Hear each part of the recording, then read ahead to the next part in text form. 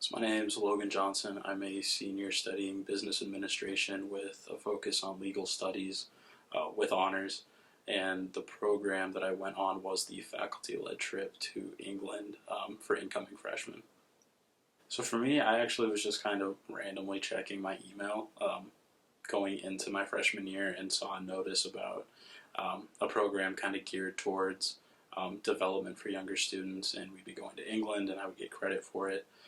So it was really just kind of happenstance that I had seen it and actually opened it up to kind of explore a little bit more. For me, that planning kind of took place from the beginning of summer until the end when the trip was actually hosted. But all in all, pretty painless. Going through the application process and speaking with USD, I hadn't even stepped foot on campus, and it was pretty easy for me to get everything squared away. So from our program, it was 10 days. And we traveled all around England to different cities, met with different, leaders in that city, did tours of different industries, stayed on campus at a university in Ormskirk, and met with faculty there. We had student guides that would tell us what it was like to go to university in England and to live in England. The types of stuff that we did on a daily basis kind of varied.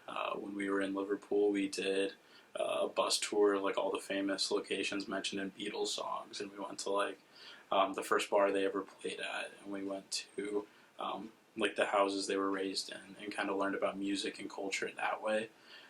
Obviously, meeting leaders all around England kind of fulfilled the leadership portion of our trip. But I think what most helped all of the people that went on that trip was the sort of connection building and development that goes along with it.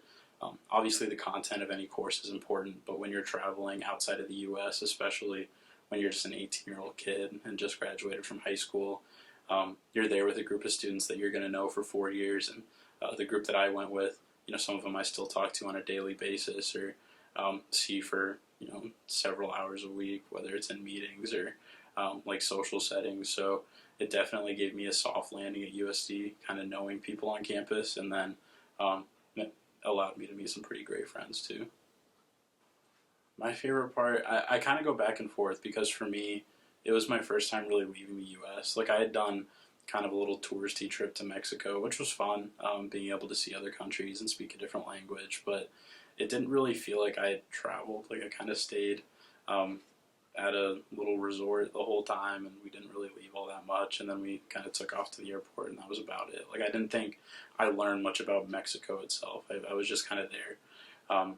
But the difference was going to England and going on this trip that had faculty leading it is we kind of had a point of reference, and we had a direction in our trip. I think if I'd gone with family, we had just kind of hung out in the city that we had stayed in. We wouldn't have thought to travel to York or travel to South Wales and go visit a castle. That's not something that would have really been on our radar. So having the local influence and having guides with us, and being able to go to all these different places and then actually have people that grew up there. One of the faculty that went with us grew up in York, so it's they could show us all the different places that they used to go. Or one of the student guides lived in Wales, so when we went to South Wales, she could bring us to her favorite restaurant. And you don't really get that when you travel on your own. You don't have that kind of connection with the country, let alone expand your education and earn credit while you're doing it. So that's where I think my favorite part was being able to have maybe not a curated trip, because that makes it sound like a little cookie cutter, but at least having a trip with direction and then having the connections that can show you where to go and how to make the most out of your time there. So since that trip before my freshman year, I traveled once to Australia for a spring semester. Unfortunately, it was cut a little short because of COVID, but I think a lot of the same lessons that I learned in England, I learned to an even, higher degree when I traveled alone to Australia. I didn't have a group of USD students, I didn't have faculty, I didn't really even have student guides. I just kind of showed up alone in Perth and kind of had to find my way. And I think my experience in England kind of prepared me for that. Whether it be you're just not that used to airports, so you don't really know which documents to bring with you or how to prove that you have a visa when you go through customs and all the supporting documentation you need for that. The trip to England, you're going with faculty that kind of show you how all that works. And then if you decide that you want to go on a trip on your own, you're much more prepared to do it kind of by yourself because you know exactly how that process works. And I think a lot of the experience in England, kind of getting to know locals, prepared me to do the exact same when I studied abroad. Like I didn't know anybody there, so just meeting new people and being able to like make friends, and you know, like I found somebody who would actually drive me to the grocery store, so I didn't have to walk the 2 miles or like hope that I got the right train at the right time or the right bus. So um, just being able to, I guess, um, adapt to a new country is something that when you learn before you even come in your freshman year is extremely valuable, especially if you plan to study abroad later. I think any traveling experience kind of helps you develop as either a leader or kind of a self-advocate, and it also helps you form different viewpoints of a number of different topics. Like when you speak with somebody from a different country, obviously their viewpoint's going to be different from yours, and the first step in I guess developing as a person is understanding that, and then going the next step and having like discussions with those people and learning, and hopefully teaching them a little bit too, because something that we kind of miss is that coming from the U.S., we do have a unique perspective as well, and so being able to share that with other people while also learning from them has definitely helped me as a student, and I guess just as a thinker broadly, and being able to, I guess, digest information and see it from different viewpoints. And leaving high school, you think you're good at that. You think that you know you can see things from all these different points of view, but really you can see things from like a very limited set of points of view that you've grown up around your entire life. You haven't really been able to see exactly how different people can be for you.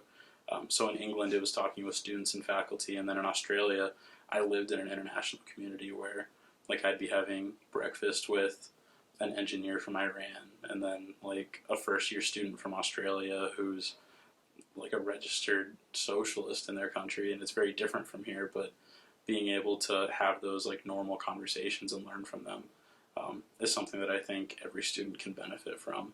And obviously that carries into research and classwork and respectful conversations in your classes, and really being able to develop as a person in addition to developing as a student.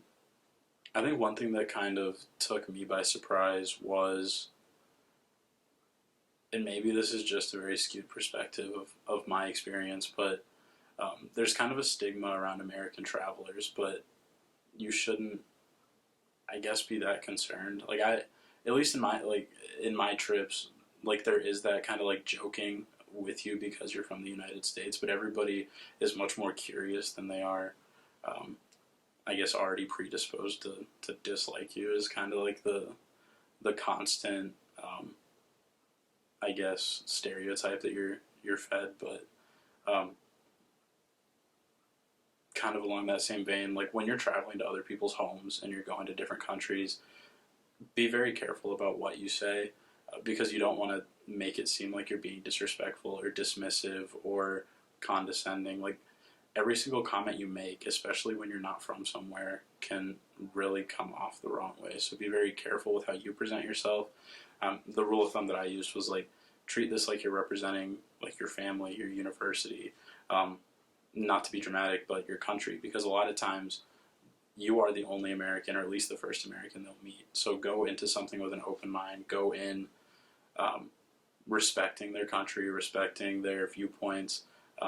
Try their food, listen to what they have to say. Like, don't make little comments about how like it's better back home or how you prefer it back home. Like, you need to go in ready to fully immerse yourself and not necessarily be English in this case when you travel to England, but at least be willing to like take in everything they have to say. And if at the end of that trip you say like, man, that wasn't my favorite part of this experience, like that's fine, but save that for when you're back home, and while you're there, really try to enjoy it, even if it might not be your favorite. Like, you wouldn't want to leave a bad taste in someone's mouth just because, maybe you didn't love what was for breakfast. Like, that's how they grow up. That's what they eat. Like, that's the type of music they listen to. Those are the places they travel. So try to be open to that, because not everything's going to be your favorite, but you don't want to alienate somebody or leave a bad impression, even when to you it's not that serious, or when you didn't mean to offend them like that.